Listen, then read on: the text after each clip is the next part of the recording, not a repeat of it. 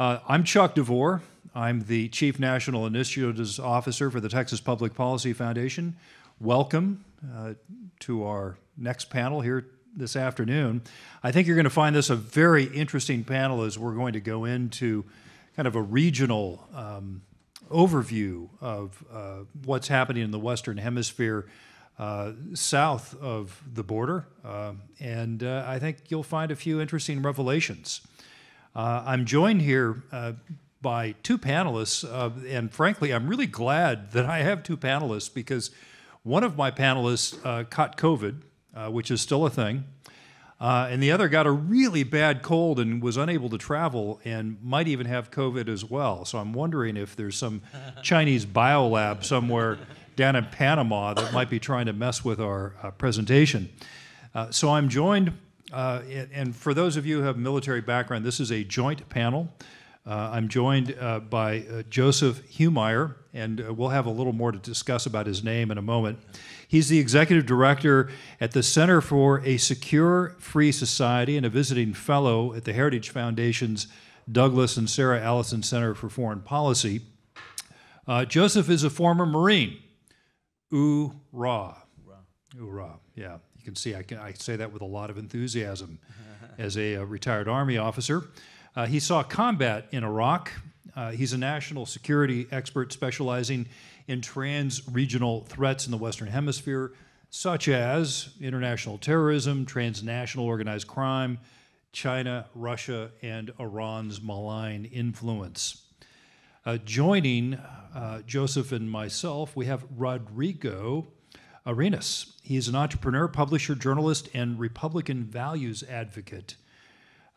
He is the founder and editor-in-chief of Republica, an Ibero-American media company based in Guatemala that defends Republican values of life, freedom, and the pursuit of happiness. He's also the co-founder and president of the Movimiento Cívico Nacional in Guatemala, which started in 2009. This is a nonprofit organization that promotes informed, active, and responsible citizen participation in national issues. I wish we had more of that here as well. Most importantly, he's married to his wife, Sophia, and is the father of 6 children, which kind of makes you wonder either A, how he has time to run the Republica, or conversely, maybe that's why he does run it, because it gets him out of the house. So before we formally start here, Humire. That's right. Yeah, it's not really Humire though, is it? So it depends which side of the border you're on. Because, no, we were talking about this earlier. So I spent 8 years in the Marine Corps. And I think, everyone who has either served in the military, it changes your life. I think it's definitely an experience that kind of transforms you, especially as a young adult. But my last name actually comes from South America. My family's from Bolivia. But actually, the name doesn't come from Bolivia. It comes from Peru, and it's pronounced Humire. But if you could get a sergeant major of the Marine Corps to say Humire, you're a better Marine than me. So it ended up turning into Humire in the Marine Corps, and colloquially, I was known as Sergeant Humvee. So it was even more colloquial. Yeah, that's. I think it's still better than what the drill sergeants would often call me. Is that usually DeVore turned into Devour, followed by maniacal laughing with the head thrown back, like that. What the heck are you going to do? You can't say anything back. No, I mean, especially not in boot camp. No, you end up doing push-ups. Yeah, right, you learn very quickly. So let's start off, if we can, with, after we've gotten this levity out of the way now, what the heck is happening in South America where we see an entire region where it now seems that governments that respect property rights, that respect rule of law, are now in the minority? Yeah. What's happening? What's going on there? And what does that mean for the United States and for our national security? Yeah, I think there's a lot of things. I mean, let me begin by this. I think in terms of U.S. foreign policy, I think the largest failure of U.S. foreign policy has been Latin America. We haven't had a policy for the region for decades. You could argue maybe President Reagan had a policy, but it was mostly for Central America, and it was to push back the Soviet Union and to fight communism.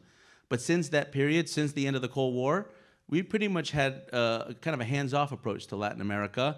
And a vacuum was created, and in that vacuum, as vacuums tend to do, it began to get filled, primarily by China, but also by Russia, and also Iran. China, let me touch on that a little bit, because that's really a South America phenomenon, is moving up north.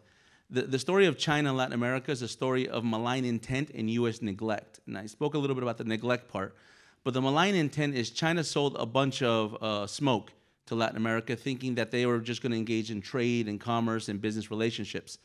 But anyone that knows anything about China, and even I would say including the United States, because I think we had a misread on China for decades as well, until the 2017 National Security Strategy corrected that. But China sold this idea that they're just coming to Latin America to buy commodities, to engage in trade, to help develop their economies, and that they have one of the fastest growing economies in Latin America, in the world. So they wanted to, as the bigger the country goes, the more they have to eat. But the truth of that is, that's done. China's economy is now contracting. They have a housing crisis. They have a currency crisis. So they're not going to be able to spend that money. But all the time, when they were buying up these commodities from Latin America, it wasn't to grow their economy. It was to grow their defense industry. So today, what are we seeing in South America? So Latin America is the home of the largest space infrastructure that China has in the world, right? There's 3 deep space satellite stations that China has in the world. 2 are on mainland. 1 is in Neuquén, Argentina, in the south of South America. They have 11 satellite tracking stations as a whole. And now if you ask China, they say that's to explore what they call the far side of the moon, deep space exploration. But in reality, they're not scientific explorers. They're not trying to create another NASA. What they're trying to do is track satellites in orbit to shoot them down. They also have more than 40 port infrastructure projects in Latin America. They're the major developer for port infrastructure. And in that, if you look at the corporate records and the corporate registries of many of these companies, Chinese state-owned companies like Hutchison Whampoa or like Costco Shipping, they're PLA offshoots. They are service providers for the PLA. They're the same port holding companies that built the South China Sea. So what China did is they created what they call a true Pacific strategy. One side of the Pacific is the Pacific Islands, South China Sea, East China Sea. But we always forget that the other side of the Pacific is the Western Hemisphere, all the way up from Canada down to Argentina. So China has been carefully, systematically looking at that part of the world and finding an endpoint, a destination. Right now it's trade, right now it's businesses, but soon it'll be aircraft carriers, it'll be submarines, and it's a true warfare strategy. So Rodrigo, Joseph hinted at some of the challenges with regards some of these transnational threats to American national security. You particularly have studied and focused on the civic aspects of, you could say, virtue, right? In other words, self-government, rule of law, citizens holding their governments accountable. Could you provide us some of your perspective on, is there hope, right? What nations in South and Central America do you see still have enough of a check or enough of a civic culture that we can see some sort of a renaissance or a recovery of government that's not as corrupt, right? That follows the will of the people? Wow, I would say none, but at the same time, I would hope all of them. What's happening in Latin America, it's cultural, like Alicia and Jessica said it before with Mexico. The biggest difference between Latin America and the US is how we were conquered, or by whom we were conquered. The Latin America, there's a very good book, a little bit leftist, but very good book, by the way, called Why Nations Fail, which I believe has a very good diagnostic about it, and is the design of our institutions. Our institutions are designed for privileges, extractive, based on privileges, instead of inclusive, based on incentives, like the US institutions used to be. I'm not sure that they're still staying that way. And this all comes from, when you go to smarter people than me, they explain you why it's the difference between the countries that were conquered by Spain and have the French Revolution influence, and the countries that were conquered by England and have the Glorious Revolution influence, where you defend the individual rights above the common good. In our countries, we just made a campaign 2 weeks ago, and I'm still suffering the consequences in Guatemala by saying that the individual rights are above or are more important than the common good. People are killing me for it. And why is that? It's because people do not understand what individual rights are. Usually, we understand that until we suffer it individually, when we lose our property, when we lose our liberty directly. But we have heard for too many years that the common good is the most important thing. And nobody really explains us that the common good is a consequence of well-respected and defended individual rights. So going forward 200 years, I believe we need to re-educate our society. We have a huge problem of this very collective society, like Alicia and Jessica said, that everybody's responsible, that the government, the state is responsible for all our goods and problems. And we need to change that. There are some countries that I'm not sure they're going to be able to go back from it, like Argentina, for example. That's ridiculous. It's ridiculous that a person that is responsible for more than 150% of inflation still gets 10 million votes. That's ridiculous. I was in Argentina at the end of September, and the peso was 750 for $1. 1 month for the election, it was 1,400. Like 50% of the appreciation of their money in 1 month, and they voted for the Minister of Economy that created that. So when you see that, I'm not very hopeful or positive that we have that the region has a future. But on the other side, as Joseph says, the U.S., I wouldn't say forgotten us, because I would love if that really would have happened. But you have certain people in the Department of State that I'm pretty sure they're not the most important people in the Department of State that have a lot of power in our countries. Ridiculous amount of power. And these people usually have, I would say, bad information, misinformation, and they're not exactly the best leaders. And the policies, the few policies that you have in Guatemala or in countries like ours are so bad. There's a question that was made yesterday in the podcast of Melissa and Josh. Somebody asked Melissa if they should cut the U.S. economic aid to our countries. And she said, no, that would be worse because of this and that. And my answer would be, depends. If you keep sending money the way you're doing it right now, I'd rather if you definitely cut it out, because it's only going to NGO parasites to promote narratives and Marxist agendas. But if you would invest it in, like China is doing, in infrastructure, in critical investments that would really improve our way of life and our capacities of building wealth, that will be another thing.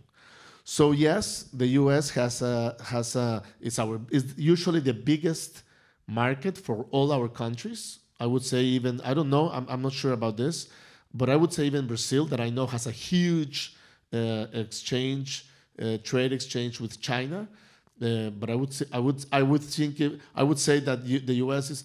I think the U.S. is bigger, but it's usually the biggest market for all our countries. But not only that, the power that the U.S. has, the example, which you're losing every day with the actual policies. But the power and the capability that the U.S. has to have influence, either bad or good, in our countries is huge. Rodrigo, I keep thinking about the fact that I think I own a 1.5 million Argentinian peso suit, and I'm feeling kind of special right now. 1.5 million from yesterday or from today? We'll have to, yes, that could be a problem. Joseph, if you, taking what Rodrigo was saying as far as the challenge with the politically cultural aspects of this region, and looking at the concerted effort made in the 1980s during the Cold War to try to push back the Soviet Union's advances in Central America, and knowing what you know about both the transnational criminal threat, the terrorist organizations, the inroads by China and Russia and Iran, how do you synthesize that? In other words, how do you look at the threat and then taking things as they are? What would you recommend if, for example, you were named Assistant Secretary of State for Inter-American Affairs, or whatever the proper title is in the State Department? Yeah. So actually, I'll use that as an opportunity to plug some of the work that they're doing at the Heritage Foundation that I'm involved in. Heritage has this project called Project 2025, which is basically an effort to create a government plan for the transition and then eventually for the next administration focused on policy and personnel. So I'm on the State Department team, and specifically on the Western Hemisphere of the State Department team. And so that exact question is the question that I was tasked with to try to understand. And let's be honest, I mean, if we come back into power and if we have to then tackle these foreign policy challenges, we're going to be the underdog at this point because of what's happened over the last 3.5 years and what could potentially even happen all of next year under the Biden administration. I mean, it's amazing how fast they've been able to essentially destroy the world in just a matter of a few short years. So the question on the Western Hemisphere, and I think this is the key question because we have to define what's north. Right? And so China has a definition. Latin America, and a lot of what Rodrigo's saying, Latin America many of the countries are new to democracy, right? They gained their independence about 200 years ago, most of the countries in the region, but some of them had military dictatorships up until the late 20th century.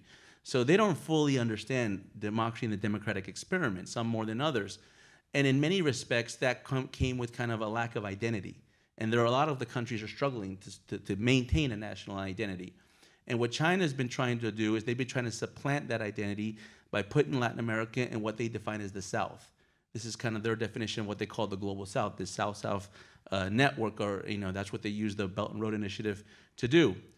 So the way to break a South-South paradigm is through a North-South cooperation, but then you have to redefine what's North.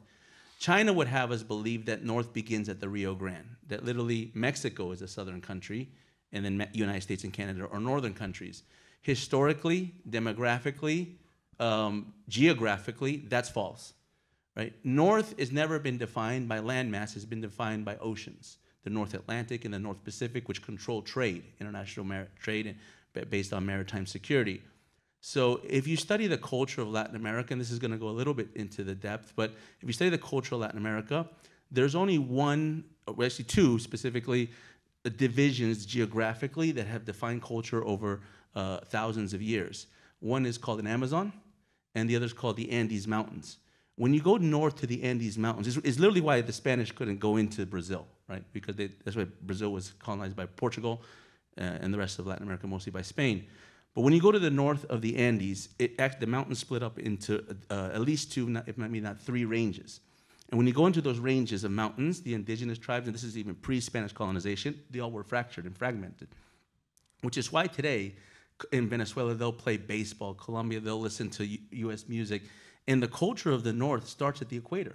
It literally starts at the equator and moves up. So part of the policy, I think, prescriptions that we need to create is we need to establish an area of cultural affinity for the United States.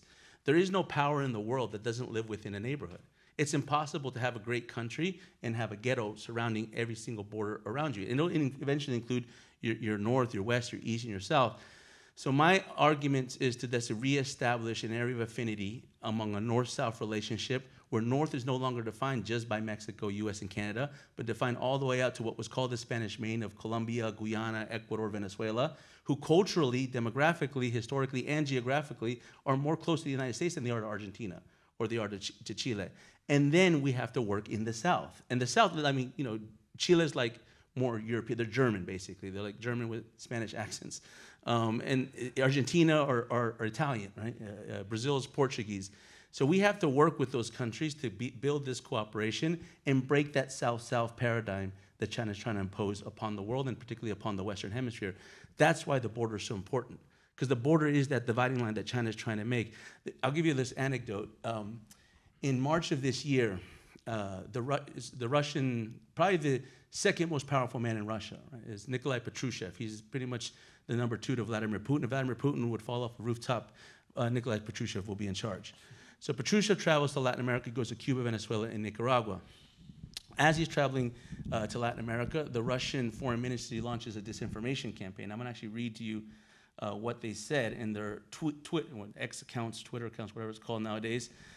They quoted Nikolai Patrushev, and they said, quote, this is the Russian Foreign Ministry, "There is no doubt sooner or later the southern neighbors of the United States will recover the territories that were stolen from them." This is the Russian government saying this, and they drew a map of 1821 with a new border that covered Arizona, New Mexico, parts of California, and Texas. Now, we take that as disinformation and propaganda. The Russians do this. This is what they do. But nonetheless, what they're fundamentally trying to do is, through migration, through drugs, through terrorism, is implant a new community and a new identity for the southern states of the United States to eventually take this over. And there's a country, there's a part of Latin America that they've already done this. It's Colombia. They actually already did this to Colombia and Venezuela. The worst border in the Western Hemisphere is not our southern border, it's the Colombia-Venezuela border, where they systematically use drugs, migrants, and terrorists to collapse that border. And then when you started to the state basically became overwhelmed and started losing their capacity to control the border, the cartels started taking over. But it really wasn't the cartel that we were concerned about, because over time, what you start seeing, what you see today on the Colombia-Venezuela border is Russian radar systems, Iranian drones, Chinese satellite tracking stations. So that's why I use that Russian example, because we talk a lot, and I think I was Mark, I heard talk earlier today, the defense hawks on the Hill, they want to talk mostly about the conflicts overseas, Ukraine war, the war against Israel in Gaza, what could potentially happen with Taiwan, and then the border hawks are talking about, well, we need to take care of our southern border. Well, they're actually both right, because it's both part of the same problem. 100%, you're not going to be able to engage in all these conflicts around the world with a wide open border, because it'll steal your will to fight. But nonetheless, the people that are attacking those borders in other parts of the world are the same people that are attacking the U.S. southern border today. Rodrigo, something that hasn't been mentioned much yet in this conversation is the role of Mexico, right? Obviously, America is not the sole actor in this region, and we don't just act against nations that are not in our hemisphere, China, Iran, Russia. To what degree have you seen, whether in Guatemala or in your broader observations of the Western Hemisphere, what have you seen insofar as Mexico's increasing role in helping to bridge, for example, influence from areas like Cuba or Russia or China into the Southern Hemisphere? Do you see that much in Guatemala, and do you observe that in the rest of the Southern Hemisphere? I wouldn't see that officially, but I do see it in the drug cartels, which at the end of the day are the most multinational structures we have. And when you get Colombia, Mexico, and United States, the drug cartels are the best, I would say, the best organized organizations. And usually all these chaos that are generated differently in every country, the primary benefactors of that chaos are the drug cartels. You have it in when you have the coyotes moving people. Usually they move it with something else. For example, when you have areas in each country that the state doesn't have any presence, or that, well, they manage to manipulate or buy or whatever indigenous groups. Usually they work for the drug cartels. For example, in Guatemala, we have an area called Polo Chic that the drug cartels pay about $200,000 to the group of indigenous people that protects their landing strips. But what they do first is that they promote an invasion of that land, arguing ancestral ownership or whatever. But usually these are movements. So when you get, for example, right now the Cartel Jalisco Nueva Nación, something like that, it's becoming very powerful in Guatemala, and it comes, of course, from Jalisco. So I would say, and listening to what I've heard in the last 2-3 panels, at the end of the day, these cartels are somehow even sometimes promoted. And a government as like Morena, when you listen to Petro in Colombia, when you see how friendly López Obrador is in Mexico with the drug cartels, that's not coincidence. That's not coincidence. And when you see that the biggest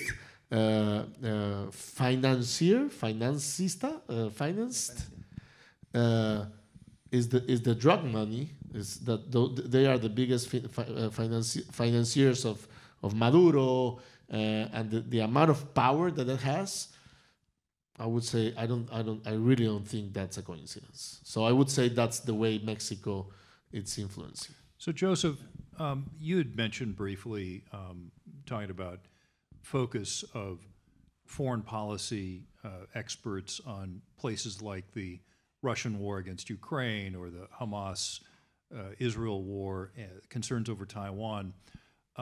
Following on something that Rodrigo was talking about with these international drug cartels, there's an organization that's actually both. They both deal in drugs and they are terrorist organizations. Can you tell the audience a little bit about the Triborder area? What is the Triborder area?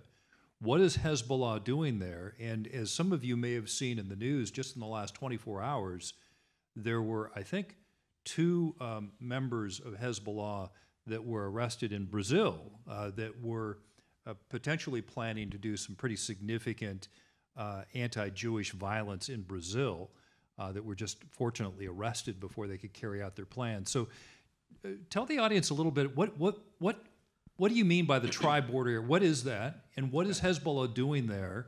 And how is it somehow connected with some of this lawlessness or the drug trade? Okay, yeah, no, I'll address that operation that just took place in Brazil, and then actually I want to see if I could capitalize on that to talk a little about the transformation of transnational organized crime. So what you're referring to is there was an operation this morning where the Brazilian federal police arrested actually 11 individuals that were involved in potential terror plots in Brazil. So more than a month ago, on October 11th, I believe, is a little bit after the attack from Hamas into Israel, there was an alert put out in Brazil that the Department of Defense communicated to say that they're looking at increased traffic and activity along this area of South America called the Triborder area. It's pretty much in the south of South America. It's the intersection between Paraguay, Argentina, and Brazil. It's a hotbed for Hezbollah financial activity, terror plotting. You know, the largest Islamist terrorist attack in the Western Hemisphere prior to September 11th happened in Buenos Aires, Argentina, and it actually happened twice, in 92 and 94, where they blew up the Israeli embassy in 92 and then a Jewish cultural center in 94, killing collectively 114 people. And that whole terrorist attack was hatched in the Triborder area. So it's a hub for this type of activity. And so they've been monitoring. It's called Operation Trapiche. It's the operation that took place today. And they were able to find, because I think an individual flew in either yesterday or early this morning from Lebanon specifically to Sao Paulo. And they, apparently, according to what people have told me, that some sensitive sources in Brazil, that he was carrying out the instructions for carrying out this attack. I can tell you that Brazil is not isolated in this. I know about at least 4 or 5 other countries that are monitoring The same movements, similar plots, similar activity in Latin America. Now, let me use that as a segue to talk about Hezbollah's role in transnational organized crime. So in 2018, then Attorney General Jeff Sessions, he did something that many people didn't pay attention to. He created kind of like a top 5 of transnational criminal organizations that are targets of United States law enforcement through the Department of Homeland Security. He named 3 major Mexican cartels, right? The Sinaloa, Jalisco Nueva Generaciones, and at the time it was the Gulf Cartel. He mentioned MS-13, the very brutal gang from Salvador. And the 5th group that he mentioned was Hezbollah. Not as a terrorist group, but he mentioned them as a transnational criminal organization. Why? Because Hezbollah over time has become the major money launderer for all of the cartels from Mexico to Colombia down to Brazil. They're known as sort of a Federal Express, a Western Union for the cartels to move their merchandise into Africa, Middle East, and mostly into Europe or into the United States, but more importantly to launder that through the Lebanese banking system. So this is Hezbollah's role internationally. And over time, they've gotten very adept at that to be able to start to penetrate the governments of Latin America. Many counterterrorism authorities have been co-opted by Hezbollah. Now, let me use that now as a segue to talk a little bit about the transformation of transnational organized crime. And this is very important for, I think, everyone here, that we've heard a lot about the Mexican cartels. And this, I think we've been talking about that pretty much all day. It really, in my opinion, isn't suitable to even call them cartels anymore, because that term actually comes from London, right? It comes from cartelization. It comes from a legal system. And I could say this because my parents are from Bolivia. The first cartel was from Bolivia. It was Roberto Suarez, who he called it the company. He actually studied at the London School of Economics. He adapted the term. He brought it to Bolivia, which is a major producer of the coca paste that turns into cocaine. He actually brought Pablo Escobar down to Bolivia, trained him up. And basically the idea was create your drug enterprise like a company. Structure it like a company with a line and org chart, compartmentalization. That's why the Medellin cartel got so big. And then now you got the Mexicans, but they've adapted since that. That's the old model. And the DEA still hasn't adapted to this new reality, because the DEA strategy is called the kingpin strategy. So they basically cut the head off the snake and they go after these cartels. But today, pretty much since the Zetas, they don't operate in a line and org chart. They went from vertical networks to horizontal networks to what's more equivalent to what's called complex adaptive systems. They've adapted from going into looking at distribution to looking at controlling territory. Like in Ecuador, right? You have the Mexican cartel, Sinaloa. You have mainly Sinaloa. You have some Jalisco in Ecuador, but you have over 11,000 micro cartels, micro trafficking organizations. And what do the Sinaloa do? They provide protection. So that's the service provider. That's what the Zetas was a model, because that was their main comparative advantages. So they no longer work as cartels. They work as complex adaptive systems. They work in a horizontal manner. That's why it's hard to go after kingpins. The number 2 adaptation is a thing called threat convergence. 10, 15, 20 years ago, after 9/11, there was a huge debate in the Department of Defense that I was involved in, where they said that terrorists, Islamist terrorists particularly, would never work with cartels or transnational criminal organizations. Why? Because one is motivated by political grievances, the other one is motivated by profits. Like, you're not going to have a cartel that's just going to abandon their seek for profit to go after a jihadist cause, or vice versa. They were almost right. Yes, at the strategic level, you don't have cartels just taking off their business model and just saying we're going to start, going after jihadist causes. But what you saw was a union between the two in the area of logistics. If you're a service provider, if you're an accountant for a Sinaloa cartel and Hezbollah comes into Mexico, you're a good candidate to be an accountant for Hezbollah as well. So what we started to see was the real area of growth in transnational organized crime was in the service providers, the fixers, the financiers, the facilitators. They're the glue, and they linked drugs to terrorism, to proliferation.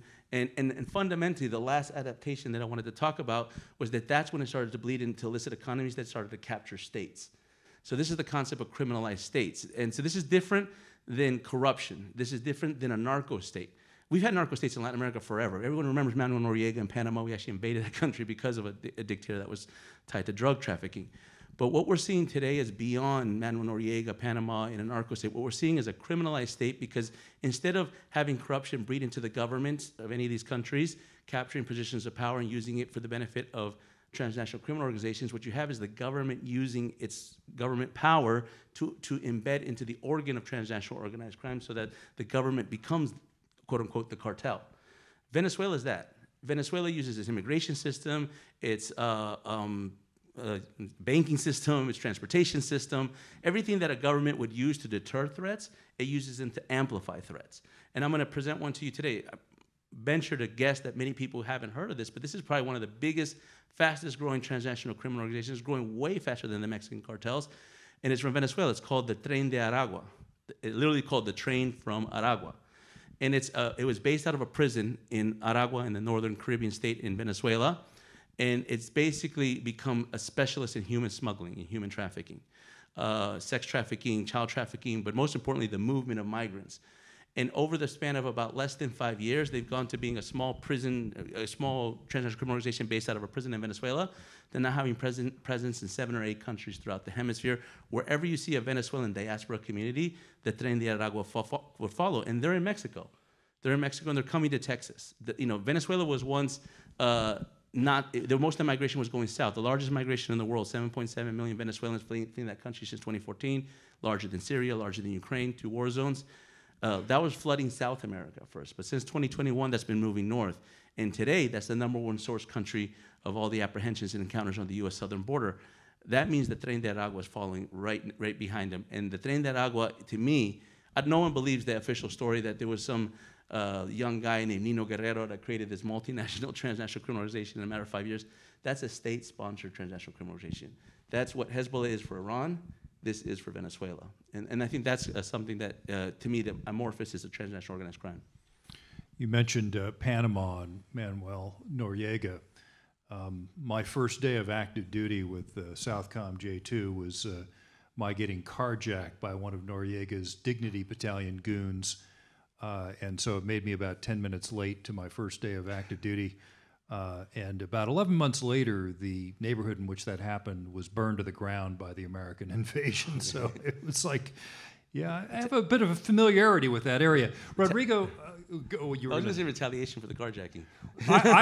Yes, I was one of the incidents that led to the invasion. So yes, I don't know. I doubt I was the straw that broke the camel's back, though. Rodrigo, in listening to this kind of litany of terribles that we've discussed, when you think forward and you think of a proactive American effort to try to recapture some of this region, this very important region for obviously for America and for Americans, North and South America, what do you see as the essential elements? You previously mentioned investment. You talked about U.S. foreign aid and how if it continues to go to, I think you use the term something like worthless NGOs or kind of the status quo versus infrastructure investments.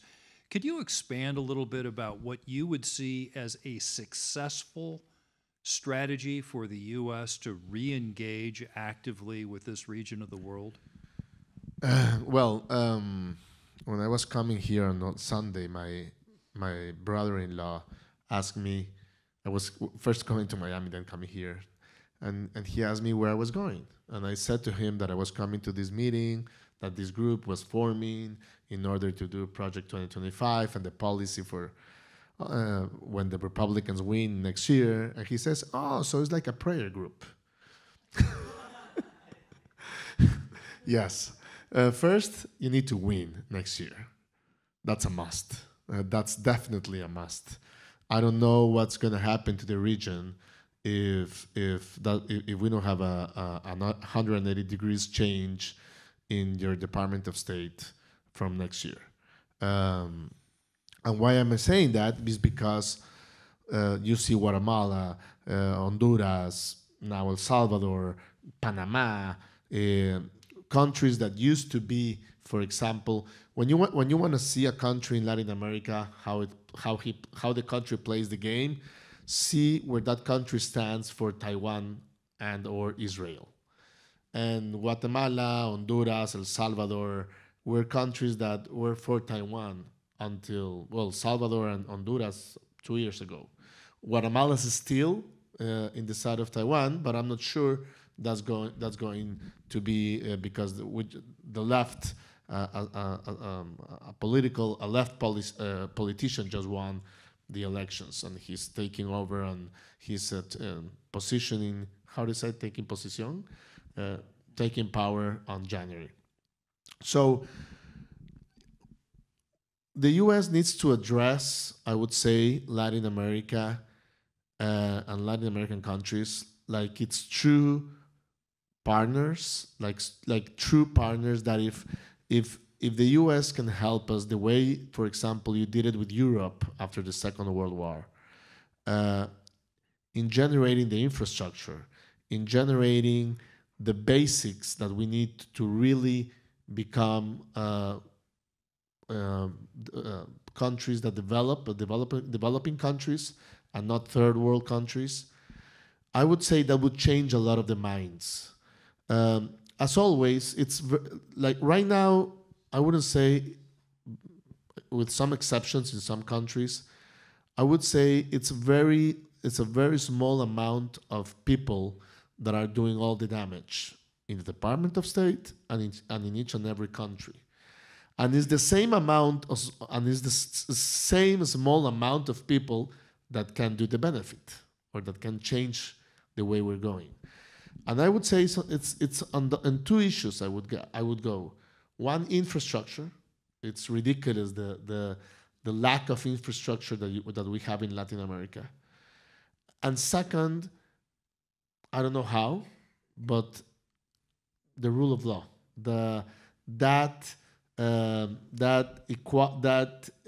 equality under the law.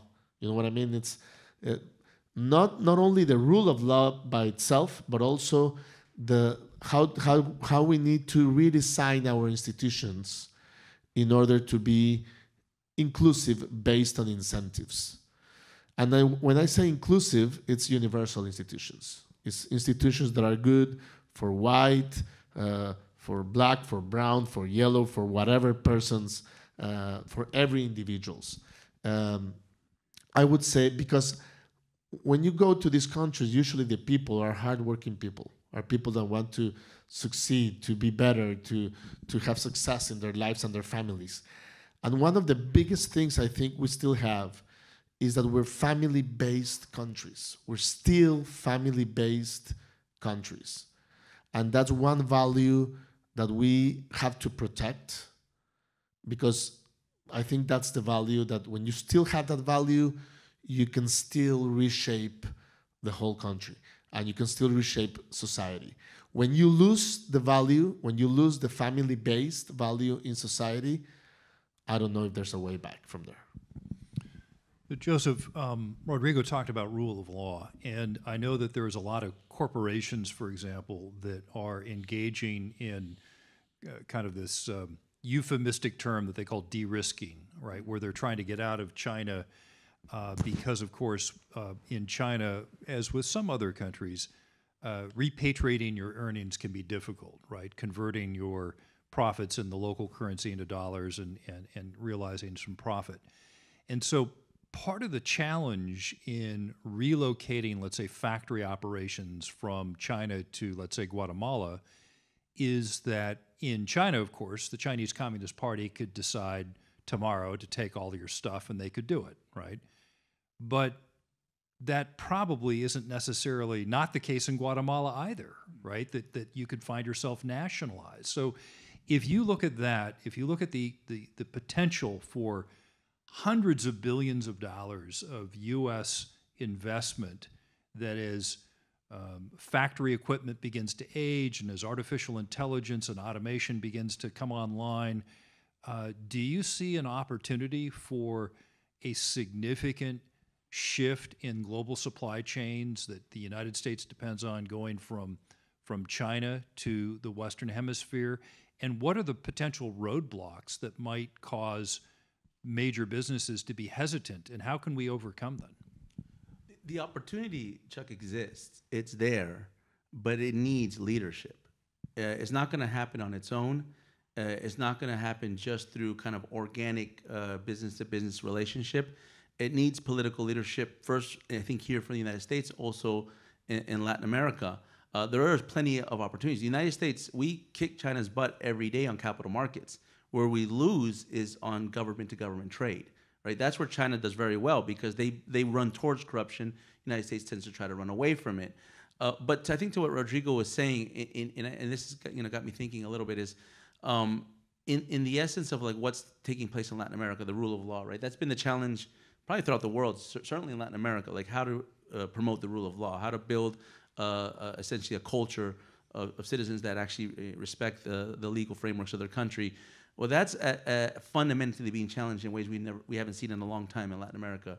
The big battle in the region today, there's probably about 4 consolidated autocratic states in Latin America: Cuba, Venezuela, Nicaragua, and Bolivia. Those have no rule of law. Those countries are pretty much electoral autocracies, or kind of dictatorships, if you will. But the rest of the region, they're trying to capture those countries, but they're not only trying to capture the executive, they're trying to capture the judicial.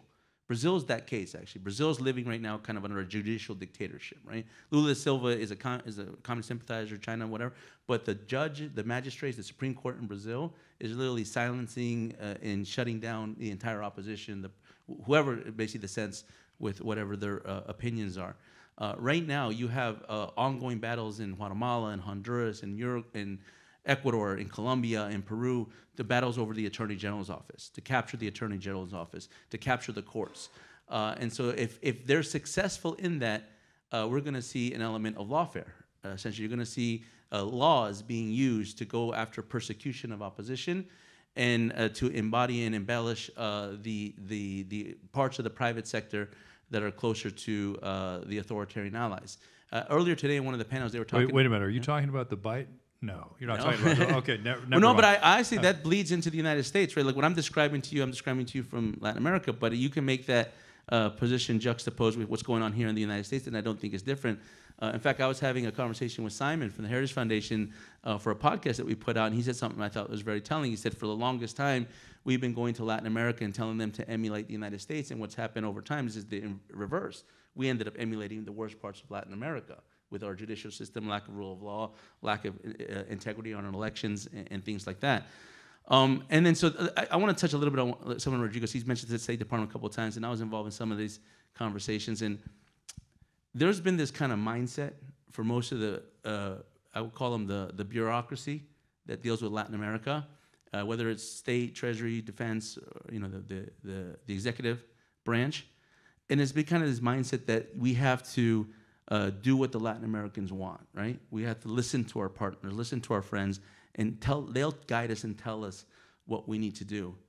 I think that's a very weak position to take. America stands for something. America has a certain set of values. We have a history. We shouldn't be shy of that. We've made mistakes all throughout the world. We've made mistakes in Latin America, but you can't let those mistakes hold you back from actually promoting that you are something that's different than what the rest of the world is promoting. Because China comes to Latin America and they try to promote something very specific. And I remember I was in one of these conversations like, but Joseph, we don't want to make them choose. I'm like, no, yeah, we do. We want to make them choose, And you want to work with China, you go to China, but there will be consequences for that. There's empirical consequences for working with China, and there's also going to be other consequences in terms of how you engage the United States. It makes no sense that we continue to give credits, loans, and investments to countries that use those credits, loans, and investments to couple that to only give the money to China. I'll give you a quick little story on that, just 2 seconds. The Inter-American Development Bank, the largest lending institution for Latin America, mini World Bank for Latin America, right? In 2008, 2009, the financial crisis, IDB was the most poorly run multilateral institution. They lost $1 billion in the red. So they go to the United States, 40% shareholder, for a capitalization, the recapitalization of the bank.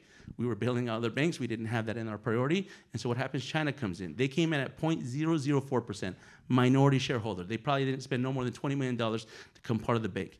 But they paid, for the first time ever in the history of the 60-year multilateral institution, they paid what's called an entrance fee. You can guess what that entrance fee was. It was close to $1 billion. So they created an institutional kickback to buy out the Inter-American Development Bank, the largest lending institution in all of Latin America. And since 2010, China's Export Development Bank and the Inter-American Development Bank have been matching their credits and loans to Latin America. We're 40% shareholder of this. So it's not an exaggeration to say that we co-finance. The United States co-finance China's rise in Latin America. These are the kind of policy mistakes we cannot afford. We cannot be continuing to make this. So I'm of the mind, I think, is we need to go back to Latin America and we need to have an assertive policy. We need to say we stand for something. We stand for a set of values, and we stand for a set of ideals of what we want to accomplish. And I don't think we have to be afraid of that.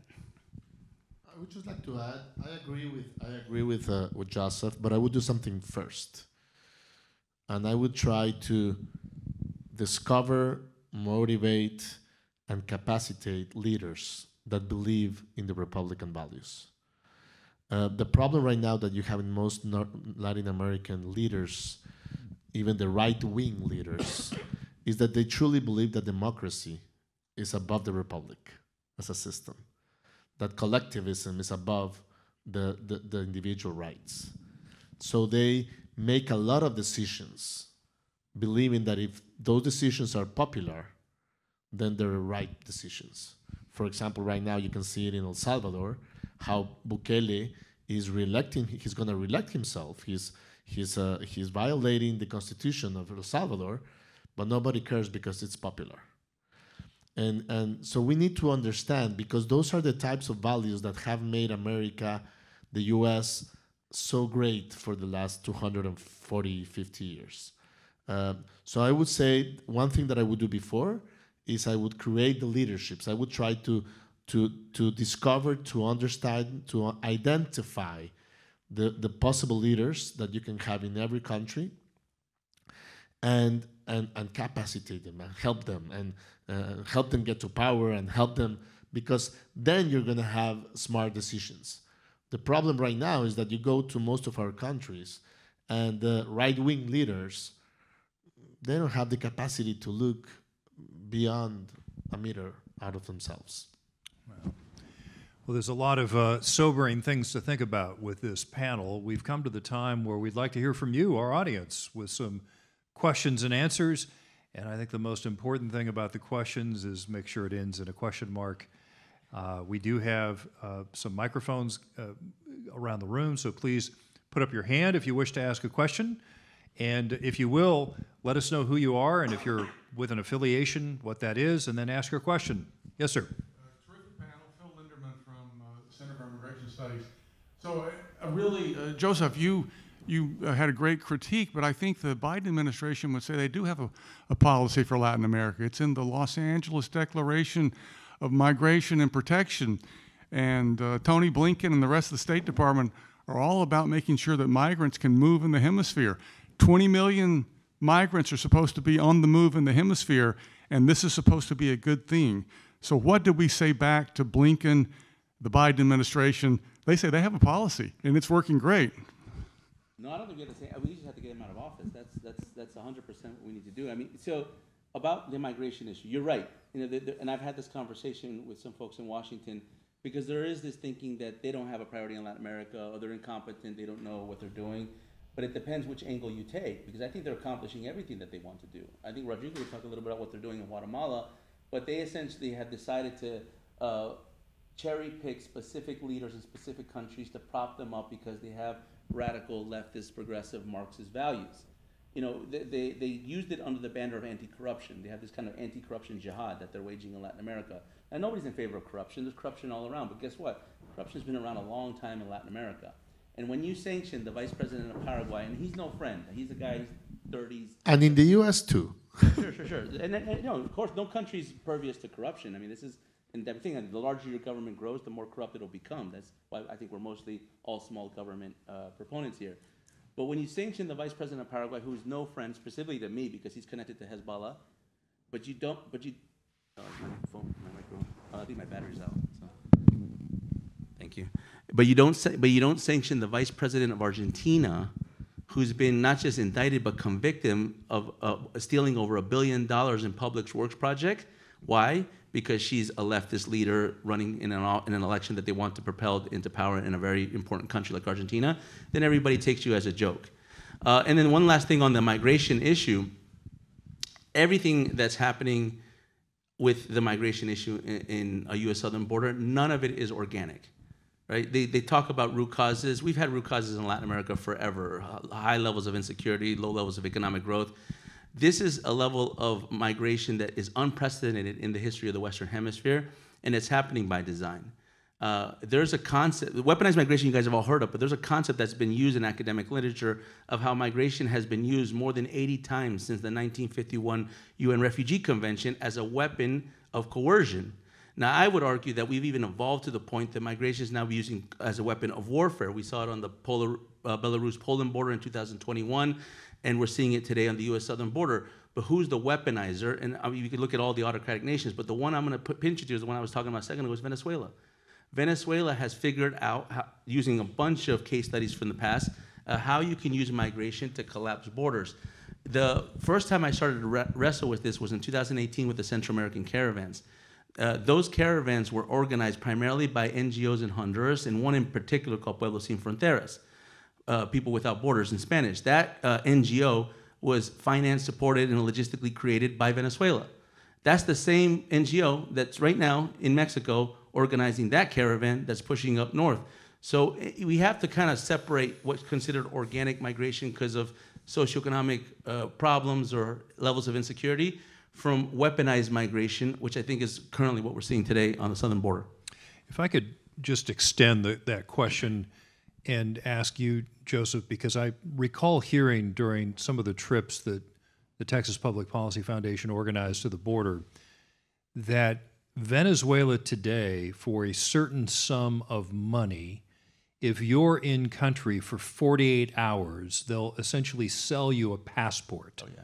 So if you're, for example, from a country known for terrorism, because I know we've had, over 150 people that were from, known or suspected terrorists that we've apprehended on the southern border. So let's say you're coming from Lebanon and you don't want to raise flags immediately. You can stop over in Venezuela for 48 hours and buy a Venezuelan passport. Is that true? You don't always have to buy it. There is some of that in terms of, so there was a scheme that was created in 2008 by a Venezuelan then Minister of Interior who turned out to be one of the most powerful people in the history of that country. He turned out to be, later was the vice president, he was a governor, he was the Minister of Petroleum. But early on, at the tender age of only 38 years old, he was the Minister of Interior. His name is Tarek El Isami, a very Venezuelan name. And he used the Ministry of Interior, which is in charge of the migration, to create a scheme to basically document terrorists. And this is not just selling. This is actually, they would provide members and facilitators of Hezbollah, Hamas, and other terrorist groups from the Middle East with documentation to give them a brand new identity. It wasn't just a passport. It was a bank record, a property record, a driver's license, a national ID card. Full service. Full service, full suite of records. For anyone that's worked in intelligence, that's a dream come true to have another government legitimize your fake identity.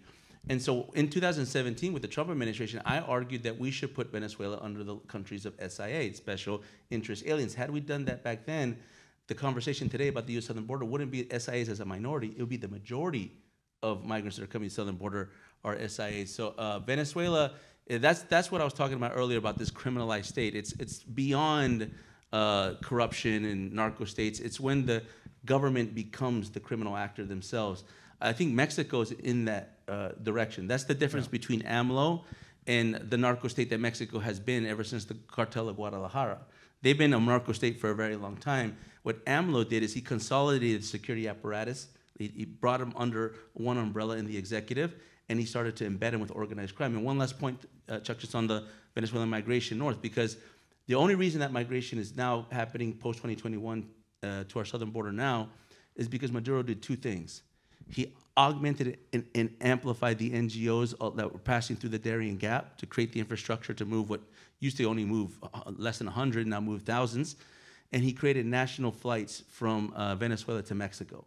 So he created an air bridge into Mexico, a land bridge to the Darien Gap, and reconfigured the migration that was going south to push north. And they did it in a very calculated way.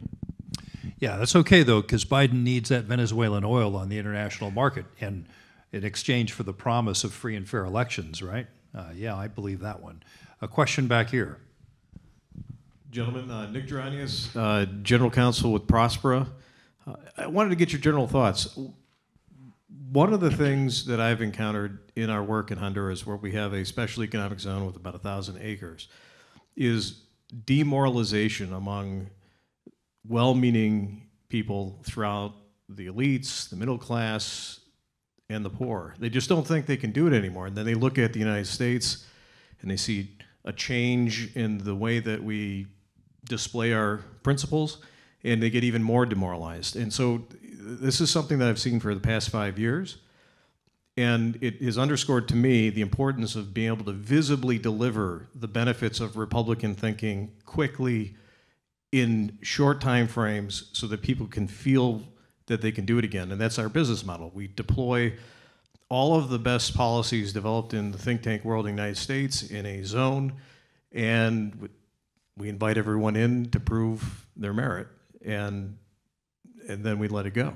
So what do you think of that model of developing deeper form special economic zones where the best policy ideas from a Republican point of view can be quickly deployed? You open the doors to everyone in that country to prove that it works. No, I think that is the model. Democracy has to deliver results. If democracy doesn't deliver results, Latin America is going to move away from democracy. You're already starting to see that today. I think Rodrigo alluded to this. What Latin Americans respect more than the ideal of democracy is order. They want order. They want sovereignty. The minute they fought for sovereignty for hundreds of years, the minute you start to steal their sovereignty or take away their order, they will abandon democracy for someone else that will install that order back again. That's why Bukele is so popular in El Salvador. Now, we all know that he's doing an autocratic project, but he's also trying to deliver results, and that's the manipulation of that could be very dangerous. I think whatever projects like the project in Honduras, Prospera, or any other project in the region that would actually deliver results to the people and the citizens of that country is going to naturally have a positive effect. The challenge is these are projects that are now becoming targeted by governments that are using legal mechanisms to shut them down, that are coupled by the external actors that are providing them the political cover to do so. And the United States, the international community, is pretty much doing nothing to prevent that from happening. Rodrigo. I will also add up that we need not only to win the battle of ideas, but we also need to win the battle of stories. We lose the stories. In narrative, we're very, very bad. We're not capable of telling the stories the way that people are going to feel identified. I know the project, I know one of the owners of the project, and I think it's awesome, but nobody knows about it. Nobody's going to defend it. For Xiomara to shut it down is very easy because nobody defends it. And nobody defends it because nobody knows about it. And if it will be successful, I would say, okay, but nobody knew about it. Nobody was going to know about it. So we do have a huge problem in narrative, a huge problem. And we need to be able to tell the stories in a better way, in a more human, passionate way, for other people to really feel identified with the ideas that we're promoting. Because the problem is, we think that the facts are enough, and they are not. They are definitely not enough. So I would say we need to accompany everything with very, very aggressive storytelling. We're getting down to the last question. I think we only have a couple of minutes left together. So if you have a brief question that you want to ask, yes, over here. I guess I'd just be curious. A lot of this I've never heard before, some of the stories that you were saying. Where else should I be getting my news and information to know about what's going on in the southern border? So the question is, where else should we be getting our news and information? Well, we just developed a newsletter with the Carvalho Dialogue called GCAM, Greater Caribbean American Region, which is exactly north of the equator, Central America, Ecuador, Colombia, Venezuela, and the Caribbean, Mexico and the US, of course. So get subscribed. I would say it's Erica help us maybe distributing and giving people so they can subscribe. How do we find it? But that's a very important. You can find it in republica.gt, but the other way is to send it. I would say it's easier if we can send it to everybody, Erica, so you can subscribe to it. Republica.gt. Republica.gt is right now it's our newspaper in Guatemala, digital newspaper in Guatemala. But we are newsletter first, so you can subscribe only to the newsletters that are particularly interesting for you. Where do you go for your news? Well, actually, it's just funny because Republica. I go to the Republica, Guatemala. No, I mean, unfortunately, I get a lot of news that comes to me, so obviously don't seek it too much. But I think Rodrigo's being modest, and I'll kind of use this last closing remarks to make it a statement about what he's done, because we complain a lot about we don't have the information high ground, right? We do that here in the United States too, because the left has taken over many of the media. They put out a specific narrative, and then we find out that these are a bunch of lies. I think one thing to do is to start creating those channels and those mechanisms. So Rodrigo's taken some of his own capital, raised some capital, and created an alternative media structure that's beginning but has the potential to grow, knowing the industry of media and being able to be professional with it. So I honestly think everyone here could create their own media network, their own media apparatus with the technology that exists today. And at SFS, this is something that we had to adapt to. We were that traditional think tank that we wrote policy papers and testified before Congress. And then I realized, I think it was one of our creative directors, he told me, Joseph, 93% of adult internet consumers consume it through videos and don't consume it through reading. And I was like, oh, great. 3-minute videos. Yeah, so we created a podcast, we created a YouTube channel, and I think that we have to adapt to that new reality. The digital age is amongst us, and if we don't adapt to it, Russia, China, and Iran will, and they're going to create a false reality, a false dichotomy of what exists in the world, revisionist history on steroids, and we're all going to be living under that emperor. One of the questions that I leave you with, Joseph, is TikTok, for example. Yeah, that's a problem. Yeah. You see right now Guatemala, Honduras, Panama, Colombia, a lot of Latin American countries having a lot of influence, and it coincides with TikTok. The Chinese are doing something with that? I would guess so. Right. Yeah, absolutely. Well, thank you very much for my panelists. I thought it was a very illuminating, if occasionally depressing panel. I guess it goes with the topic and the subject matter, right? Thank you so much for your attention and for attending this important discussion about our Western Hemisphere and some of the challenges that it faces. Please give your warm and enthusiastic applause for our panel.